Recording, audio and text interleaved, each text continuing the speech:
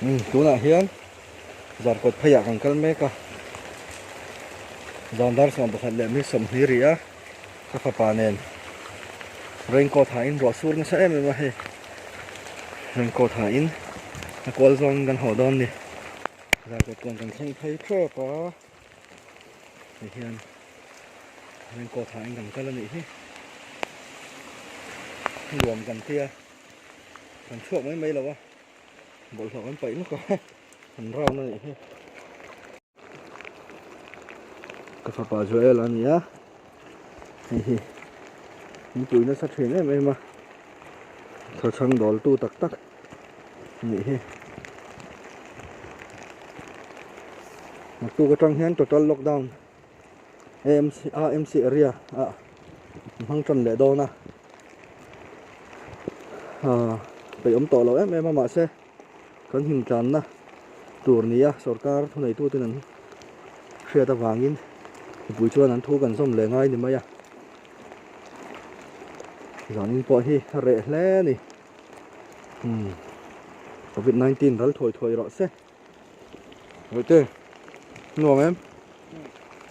hiểu em nuông từ ra te pa pha kal kha rồi te bye bye rồi nghe lần thì là đúng rất ngồm từ rồi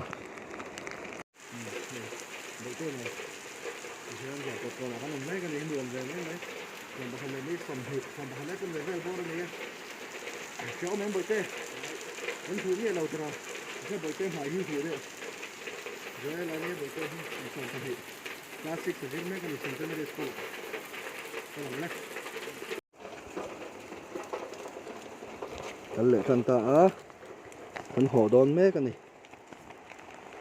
gạt cột nó nhé cái in hi hay là mặt trăng hay là lũ đậy thấy bao à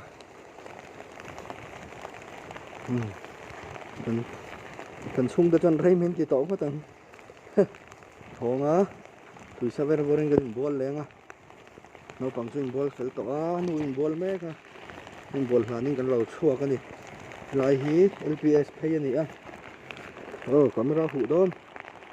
rồi hi rất là tấm bằng đấy nhá lại tại khi LPS studio này á này làm thế là quá